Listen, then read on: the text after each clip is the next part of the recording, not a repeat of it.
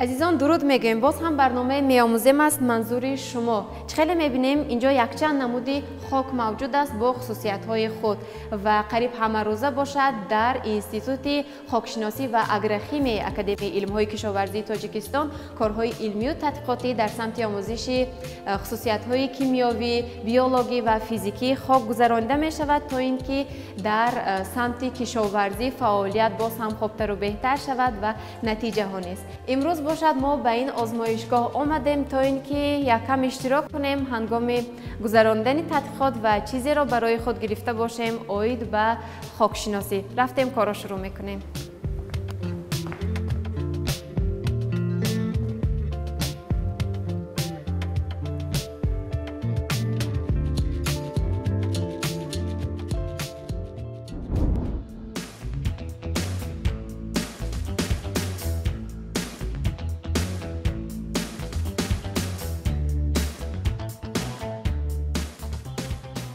اکنون دوستان کار لابراتوری را شروع میکنیم و برای این را آموختن به ما کمک میرسانند، راهنمایی میکنند شریف امینov مدیر شعبه مانیتورینگ و حفظ خاک از ایروزی اینستیتوت خاکشناسی و اگروخیمی اینچنین دکتر علم های کشاورزی. بار دیگر درود استاد.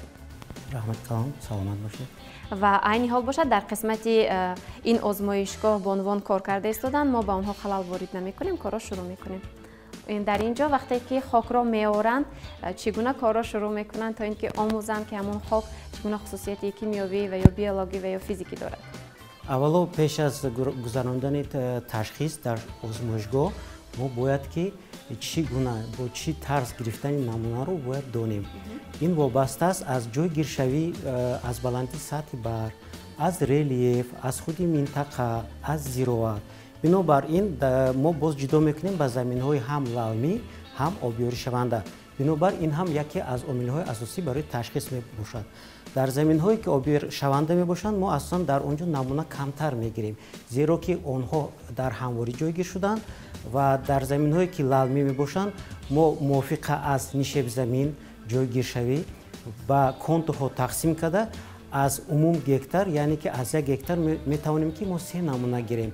نمونه با چه طرز گرفته می شود؟ خبت بالایی یعنی که شدگاه شونده 0.30 سانتی متر ما میتوانیم که از 3 جا نمونه گیریم و نمونه خبت بالا یعنی که آمیخته می شود و یک نمونه کرده می شود. زیر خبت یعنی که زیر شدگاری که بعد از 30-50 سانتی متر می شود از 3 نقطه ما 3 نمونه می گیریم. در عموم ما علاقه 4 نمونه به دست آورده می توانیم. یکی از راه‌های اساسی تشخیص ما باید اولا وای نمونه‌ای که گرفته شده است آن رو ما با طرز یعنی که طبیعی باید خشک کنیم. خشک کرده بعد از که ما همون نمونه رو خشک کردیم ما باید آن رو با یعنی که خاک بیزک با یک ذره‌چوی میده یعنی که خاک رو بیزیم. ما این رو میتوانیم به مثال هم نشان داده توانیم. پس نشان میدیم کاراش رو میکنیم.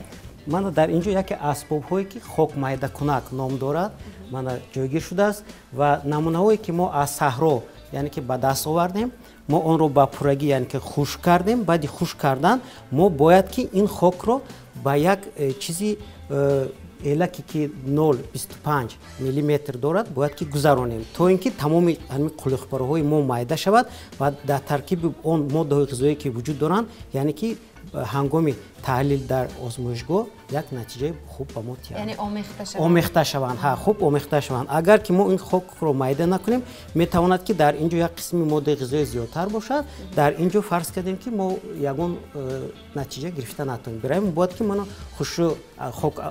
خاک میده کنه گذرانده یک چیزی شکلی یخیل رو پیدا کنیم. یعنی که ما این رو میتوانیم یک قسم آن رو گیریم با فرض کردیم چیز من خاک را میدارم نمونه میگیریم ما خاک میده کنک رو با کار میدارونیم با پورگی که میریزیم اون رو بعد میبینیم که در اینجا ما علاقه یک نمونه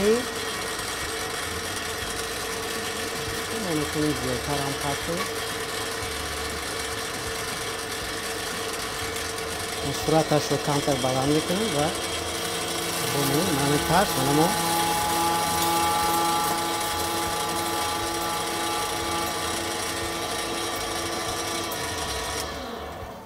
اینجا چنگ خاک به مثل یک ماده کیمیایی برای اینکه ما در این کلبه گرفتیم با وقتی که تکشین شد ما علاقه با پورگی میتوانیم که نشون دهیم که این با یک خاکی که با خیلی مایده شده من علاقه مبدل شد من در اینجا ما دیده میتوانیم که ممکن است من میتواند که من با پورگی تد که با یخله ذره‌چو یخلی یعنی که بدل گشتن به مثل چنگ با مثل چنگ و در این حالت تنها ما علاقه این نمونه رو تیار کردیم و در آینده میتوانیم که برای تشخیص تحلیل گرفتن نمونه یعنی که آماده سازیم. خب علاقه اسباب تجهیزات هم آماده است تا اینکه ما این رو از آزمایش گذرانیم. بعد اون که ما خاک رو مایده کردیم با پورگی ما باید که برای معاین کردن در ترکیب خوب یعنی که آزوت، فسفر، کالی و گوموس ما باید که با اصول کلاسیکی میگیم هر یک ماده غذایی با خود مطابق چی دارد برای معاین کردن نیترات آمیاک یا که نیتروژن عمومی ما باید که 10 گرم یعنی که از همین خاک نمونه گیریم ما این رو میتوانیم و یک سوال همین مقدار خاک برای گذراندن همین قدر آزمایش کفایه است این از روی متدیک قبول شده برای اینکه ما باید که 10 گرم رو گیریم برای این نیتروژن عمومی برای فسفر ما میتوانیم که تنها 5 گرم رو استفاده کنیم و یعنی که روند دیگری ما این میشود که گرفتن نمونه خاک بعد از مایده کردن خاک ما اولو برای گرفتن همون گرم اندازه چنک همون خاک ما باید که همون کاغذی که ما داریم وزن این رو ما یعنی که خالص کنیم برای خالص کردن در اینجا ما رقمش رو به صفر آورده میرسونیم بعد از اون یعنی که با این چیز ما میتوانیم که 10 گرم خاک رو با همین اندازه یعنی که ما گرفته و ترازو ریخته 4 گرم گرفتیم نمونه و در آینده باز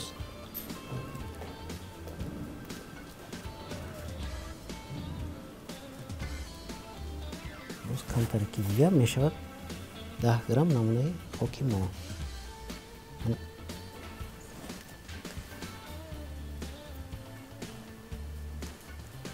و دوستان عزیز ببینید اینجا اندازه 10 گرم را نشان میدهد یعنی همین ترازو 10 گرم را نشان میدهد در اینجا علاقه 10 گرم خاک است و از روی همین خاک ما کار را ادامه میدهیم بعد گرفتن اندازه معین خاک یعنی که پروسس عامل‌های دوامناکی ما این نمونه رو گرفته و تشخیصگر یعنی که لابرانتی که با معین کردن و محلول ریختن ما پیشنهاد میکنیم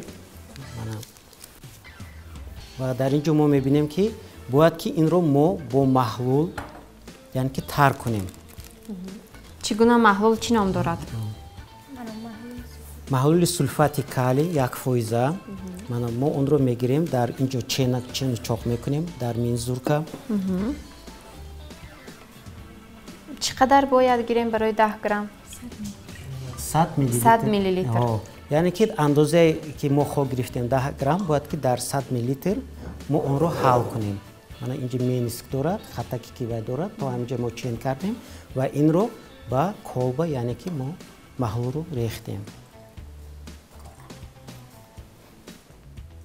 بعد از ریختن عامل اساسی ما این رو باید تک کنیم زیرا که آن خاک که آمیزش نشود و در اینجا ما میبینیم که اسباب برای تکانیدن خاک و حل نمودن یعنی که آن یعنی این هم باید اسباب مخصوص اجرا بشه. اسباب مخصوصی هست که این رو باید خوش رو تک کند. اینجا یک چیز رو به نظر گرفتن در کار که وقتی که ما محلول حل کردیم در سولفات کالی باید که این یک شبانه روز ایستاد با پورگی یعنی که همون با سولفات کالی حل شده در جدا شده در ترکیب اون چی که ما میخوایم که معین کنیم نیترات یا آمیاک 24 ساعت میستاد و تنها بعد 24 ساعت از روی اصول قبول شده کلاسیکی ما بعد از اون یعنی که با نمودی فیلتر کردن با این کلبچه میگیریم و این نمود علاقه برای معین کردن یا نیترات یا آمیاک ё ин ки мо мегӯем ки нитрогени умумӣ аллакай тайёр мешавад. Яъне бояд пурра tahshon шавад. Tahshon шавад, ҳо пурра tahshon шавад ва пурра ҳал шавад. Яъне ки ҳатман бояд ки ҳалшаванда бошад. Ва инҷо намунаҳоро дидан мумкин астанд, ба ҳамин намуд биёянд.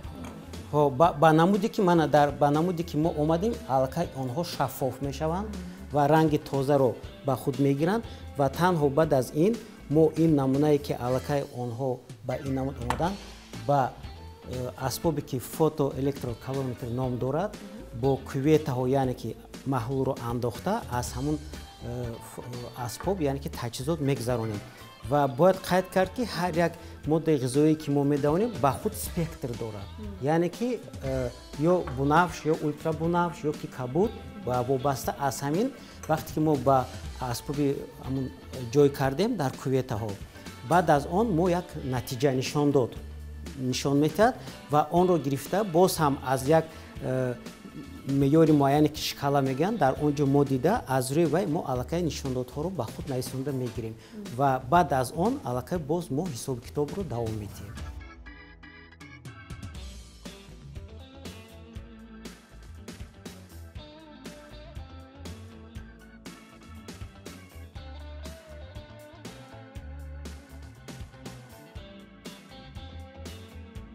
ба ҳар як маҳлул яъне ки мо бояд ки пипетки махсус ба худ тозаҳо мо бояд ки роҳ натем ки бо як пипетка якчанд маҳлулро истифода барем. Бинобар ин ҳар як пипетка барои ҳар як маҳлул алоҳида яъне ки истифода бурда мешавад. Ва ин барои дақиқияти натиҷаҳо барои ягон ғалатӣ ё нодуруст будан имконият раҳ намедиҳад. вақте ки мо ҳамроҳ кардем аллакай ранги як намуди ба худ хосро яъне ки мегирад. Рангаш зарчатоб мешавад. баъд инро то ҳамун вай мениски муайяни худ яъне ки бо оби дистиллят ҳамроҳ карда мо мерасонем. ин ҳам яъне ки консентратсия мегӯянд ки бояд ки маҳлул бо вай яъне ки ба худ хос вай шавад ба ҳамун чи дараҷаи худаш омада расад. мана дар ин ҷо дидем ки боз камтар намуди вай мо ҳангоми маҳлул ҳамроҳ кардан иваз шуд ранги дигарро ба худ гирифт. баъд аз он ки маҳлули мо тайёр шуд мо мана ду кювет яъне ки махсус барои ченкунӣ гирифтем дар якташ мо танҳо об пур мекунем ин барои ҳамчун мувофиқа ва дар дигар кювет яъне ки намунае ки ҳозир мо тайёр кардем маҳлул аз он мерезем ва дар ин яъне ки таҷҳизот мо аллакай корро давом дода муайян карда метавонем ки чӣ қадар миқдори нитроген ёки аммиак дар ин ҷо вуҷуд дорад. мана баъд аз он намуна маҳлулро ки мо гирифтем дар ин кюветро ҷой мекунем. дар як тарафи он мо маҳлули оби тоза мондем дар дигар ҷой яъне ки мо намунае ки ҳозир тайёр кардем дар он ҷо ҷой гирифтем. баъд аз он мо сар мекунем яъне ки чен кардани ҳамун маҳлул тартибаш ба чӣ қадар аст. дар ин ҳолат мо танҳо нитрогени умумиро ба шумо пешниҳод кардем. бо ҳамин тарз мо ҳам метавонем ки фосфорро муайян кунем ва маҳлуле ки ҳангоми мо фосфор муайян мекунем аз он ҳам гирифта яъне ки дар фото калометре ки ҳаст дар он ҷо мо метавонем ки калиро яъне ки муайян кунем. ин дохил мешавад ба моддаи ғизоӣ макроэлемент. ба ғайр аз оне ки мо макроэлемент дорем боз дар таркиби хок ё дар умум мо дорем микроэлементҳо яъне ки микроэлементҳо онҳо асосан бо як қисмати хурд дар таркиби хок вуҷуд доранд не ки онҳо дар ҳамон ҷамъ роли асосии худро мебозанд.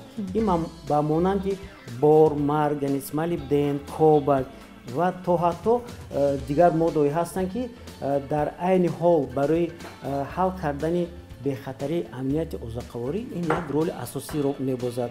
зеро ки ҳама кӯшиш ғайрати мо барои ба даст овардани маводҳои хӯрокӣ яъне ки тоза аз тарафи экологӣ тоза ва барои ҳамин мо бояд ки ҳам аз тарафи нисбати хок ё нисбати ягон маводҳое ки мо ба даст меорем аз ҳисоби зироат ё аз ҳисоби сабзавоткорӣ ё обчакорӣ мо бояд ки онҳоро санҷем ва танҳо бо ин роҳи ташхис мо метавонем ки сифатнокӣ ва то аз ҳисоби экологӣ тоза будани онро яъне ки дарҷ карда пешниҳод кунем. ва барои муайян кардани микроэлементҳо мо асбоб дорем спектрofotометр Anulis 200 ном дорад. дар он ҷо ҳам процессе ки мо дар омиле ки дар аввал мо нақл кардем чӣ гуна гирифтани намунаи хок, хушк кардан, майда кардан ва як чизи пешрафти инноватсионӣ дар он аст ки вай аллакай моро натиҷаро чӣ дар худи монитор ва дар чӣ худи ки принтер ва аллакай тамоми маълумотро дар як намунаи хок якчанд маълумотро ба мо яъне ки чоп мекунад, таҳлил карда ҳам нишон медиҳад ба намуди график метавонад мо ба пешниҳод кард ё метавонад ки чоп карда ба тарзи ягон ҷадвал ва мо бояд ки барои баланд бардоштани ҳосилнокӣ роҳ надодан ба шусташавии қабати ҳосилхезии хок яъне ки мо бояд хусусияти ҳам обӣ ҳам физикавии хокро омӯзем. ин маънои онро дорад ки ҳангоми устувор ба шусташавии хокро мо агар муайян кунем ва мо бо ин роҳҳо метавонем ки пешгирӣ намоем. ҳангоме ки мо бо ин роҳҳоро агар устуворона устувории хокро муайян накунем онҳо асосан ба фурӯравӣ, ярчравӣ ва шусташавии хок оварда мерасонанд. бинобар ин мо дар ин ҷо таҷҳизотҳоеро мебинем ки асосан мо хусусияти механикии хокро метавонем ки муайян кунем ки онҳо аз кадом заррадчаҳо иборат ҳастанд ва чанд фоизро ташкил мекунанд ва вобаст ба ин мо тавсия дода метавонем ки ба онҳо мо чӣ гуна моддаи ғизоӣ ҳамроҳ кунем ё ки моддаи органикӣ ҳамроҳ кунем ё ин ки вобаста аз намуди хокҳо яъне ки онҳо мешаванд гилхоки сабук, гилхоки миёна ва гилхоки вазнин. ин маънои онро дорад ки гилхоки сабуки мо асосан онҳо дар водии хатлон ҷойгир шуданд. аз сатҳи бар тахминан 300 то 500 метра онҳо вуҷуд доранд ва аз ҳисоби масомаи коҳокияшон бениҳоят калон мебошад ки ҳангоми боришот ё обёрӣ об тез яъне ки фурӯ бурда мешавад ва инфилтрация шуда меравад ва дар ин ҳолат яъне ки меъёри обёриро мо бояд ки зиёд кунем. ин хусусиятҳоро мо месанҷем ва мегузарем ба хокҳои гилхоки яъне ки миёна. онҳо дар асосан дар минтақаи ҷойгир шуданд ки аз боришот миёна таъмин дар он ҷо тақрибан 500 ё 800 миллиметр боришот мешавад ва аз ҳисоби боришот онҳо аллакай ба гилхоки миёна ба ин намудҳо дохил мешавад яъне ки хокҳои сиёҳчатоб ё ин ки тира мегӯянд ва аз шакл ё намуди онҳо аллакай маълум мешавад ки онҳо аллакай аз хусусияти физикавиашон тамоман дигаргун шуда истодааст. ва аз ҳама хокҳое ки бисёртар истифода мебаранд онҳо дар домана кӯҳҳо ё кӯҳҳо ҷойгир шуданд дохил мешаванд ба гилхоки вазбин ва дар ин минтақа асосан мо истифода мебарем барои боғдорӣ, токпарварӣ, зироаткорӣ ҳам гӯем хато намекунем ва дар баландкӯҳҳо аллакай онҳо мешаванд ба чарогоҳҳо ва вобаста аз ҳамин ҷойгиршавӣ мо метавонем ки намунаи хокро гирем биёрем ва ташхис кунем ва гӯем ки аз ҳисоби устувор шудан мо бояд ки чӣ ҳамроҳ кунем яъне ки чӣ гуна чорабинои агротехникӣ ё чорабинои зидди таназзулиро ба роҳ монем ки онҳо яъне ки ба шусташавӣ ба ҷаршавӣ фурӯравӣ яъне ки роҳ надиҳем. яъне бо ҳамин восита яъне воситаи озмоиш омӯзиш мо метавонем барои пешравии соҳаи кишоварзӣ як манфиат бубахшем. аз натиҷаҳо маълум мешавад ки асосан заррадчаҳое ки мо мана дар ин ҷо элакҳо дорем элакҳои ҳаргуна заррадчаҳое ки мо вақте мегузаронем асосан заррадчаҳои аз 3 миллиметр то 1 миллиметр вуҷуд дошта онҳо аз ҳисоби қиматбаҳои агрономӣ дохил мешаванд. агар ҳамин қисми заррадчаҳоро мо зиёд ба фоиз агар ба даст орем дар ин ҳолат мо метавонем ки ҳам хусусияти обӣ ҳам хусусияти физикавӣ ҳам хусусияти агрономии хокҳоро яъне ки баланд кунем ва дар ин ҳолат мо ба пуррагӣ метавонем ки аз ин замин 2-3 ҳосилро ба даст гирем. метавонем ки мо дар ин ҷо бо ҳамин роҳҳо яъне ки намунаро нишон дем. мана дар ин ҷо дар ин элак аст. мана элакҳо бо тамоми фраксияшон мана инҷо вуҷуд доранд ва аз аввал яъне ки сард мекунем мо аз фраксияи калоне ки дар боло вуҷуд дорад ва то рафта онҳо ба як андозаи мана хеле хурд мана мебинед ки андозаи хеле хурд бадал мегарданд ва дар ин ҳолат мо метавонем ки аллакай аз ҳисоби ҳамон елак ба рақами гузошта шуда ки ҷудо кунем. Боз баъди гузарондани ташхис мо инро мегирем, бар мекашем, муайян мекунем ки чӣ қадар грамм ҳар як ваи елаки мо чанд грамм шуд, баъд ҳамун граммро яъне ки мо мегузаронем ба фоиз.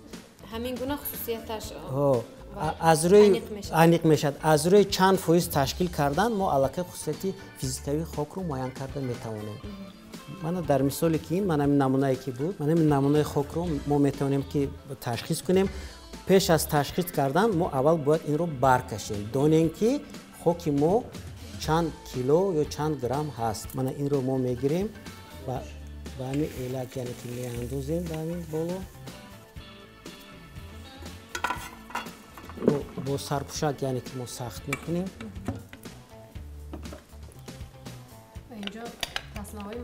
тасмаҳои махсус аст ки бояд ки вақти такон шуданд ин онҳо бояд ки яъне ки доранда роҳ натиҳанд ки чангу ва чимо ба мисли тасмаи бехатарӣ ранги тасмаи бехатарӣ мо инро сахт мекунем. мо таҷҳизотро аллакай омода кардем барои муайян кардан. ма дар инҷо мо метавонем ки бо дақиқа яъне ки монем ки чанд дақиқа мо бояд ки таконтем. ва чанд дақиқа ба мо зарур аст? мо ба мо ҳозир зарур аст ки 1-2 дақиқа таконтем бас. ин вобаста аз намнокӣ аз қулиқпораҳо ва аз вобаста аз кадом минтақа мо хок овардагем. мо агар аз минтақаи водии Хатлон гирем, мо гуфтем ки унҷа реххок мебошад, заррачаҳои майдаш бисёртар, қулиқчаҳои калонро мо дида наметавонем. бинобар барои мо муҳлати кам ҳам кифоя ҳастанд. агар ки мо дидем ки хоки ки мо зимондем камтар гилхоки вазмӣ мебошад, мо метавонем ки вақти чизшро камтар калонтар кунем, яки бисёртар истифода барем. мана дар ин ҳолат мо менависем ки мана старт мана 4 дақиқа барафт мана мо додем ва аллакай такондан мегирад ин муҳлат ба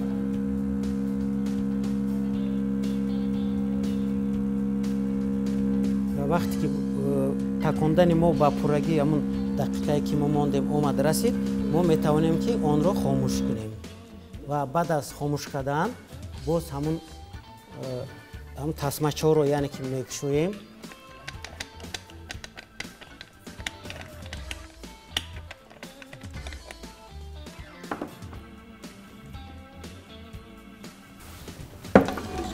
ва елакро аз худи чӣ ҷудо карда метавонем. мана мебинем ки дар инҷо ҳоли фраксия камтар шояд дар поин мана дар инҷо мебинем мана як намуди хоке ки мо вай кардем ба бинанда низ нишон диҳем. ҳозир биед мана дар инҷо хоки нисбатан майдатар, дар инҷо қулиқпораҳои калонҳоли монда шудааст.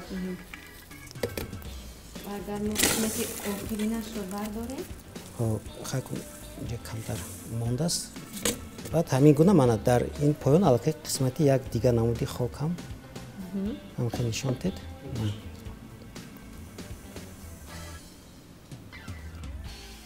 ва агар мо ин елакро аз қисмати поёнӣ ҷудо кунем, дар поён аз ҳама хурдтарин ин чанг мебошад. дар онҷо мо аллакай пахас мекунем ки чӣ гуна чанг ҳаст ва асосан сар мешавад аз 10 миллиметр, 10 миллиметр, 7 миллиметр, 5 миллиметр, 3, 2, 1, 0, 5, 0.25 ва аз ҳама чанге ки мо дорем 0.0025ро ташкил медиҳад. вобаста ба ҳамин аз ҳисоби гилхок ба кадом дохил шуданаш сабук миёна вазмин мо аллакай тавсия дода метавонем ки чӣ бояд мо ҳамроҳ кунем. агар гилхоки сабук бошад, мо мегӯем ки ба он ягон хокҳое ки вазнин мебошанд омехта кунед ки ба як чизи муайян яъне ки омада расад. агар мо дидем ки гилхоки вазмин шуд, гилхоки вазмин ҳангоми боришот вай обро ба пуррагӣ ҷабида наметавонад, барои ин ки масомаи коки он аллакай пур мешавад, бо манамин чанге ки гуфтем пур мешавад, вай дар оянда обро ҷабида наметавонад. ва мо тавсия метавонем ки дар ин ҳолат ё ки моддаи ғизоӣ ё ки моддаи органикӣ асосан. вақте ки моддаи органикӣ ин ба ҳисоби чорвои майда ё чорвои шохдор ва дар айни ҳол вуҷуд доранд, яъне ки компост мегӯянд. мо компостро метавонем ки истифода барем ва дигар гуна моддаҳоям инҳо ҳастанд. метавонем ки азотобактерин, фосфобактерин ҳам ҳозир ҳамроҳ кунем. яке аз усулҳои дар айни ҳол ҳозиразамон این میشد бактерияҳое ки микробиологӣ мебошанд онҳоро ҳозир коркар карда истодем ва махсус озмоишгоҳ дорем дар он ҷо аз ҳисоби лӯндаҳои азотобактер яъне ки лӯбиё ба монанди ҳамин лӯбиёгиҳо зироатҳо мо аз он ҷо аллакай аз ҳамун лӯндаҳошона мегирем ва гирифта дар махсус ваё яъне ки плантатсия карда калон мекунем ва аз онҳо азотобактерин ҷудо карда мегирем ки дар оянда барои пешрафти яъне ки таъмин кардани хокҳои мо аз ҳисоби азот яъне ки онҳо роли муҳимро мебозанд барои ҳамин ҳам мо бо ин усулҳое ки пешниҳод кардем метавонем ки муҳитро ба дараҷаи нейтралӣ оварда расонем дар ин ҳолат яъне ки пайхаст карда мешавад ки баландбардории ҳосилнокии хок. ташаккур ба шумо азизон, ин буд барномаи меомӯзем дар бораи тарзи омӯхтани хусусиятҳои хок ки мо нишон дода тавонистем аз як қисмати хурди ин озмоишгоҳ. Агар мо тамоми ин озмоишгоҳро ба шумо муаррифӣ кунем ва тарзи корбариро дар ин ҷо нишон диҳем, пас соатҳо ба мо кифоягӣ намекунад, вале бовар дорем ки бисёр барномаи ҷолибу диданӣ баромад. Барои шумо ташаккур мегӯем.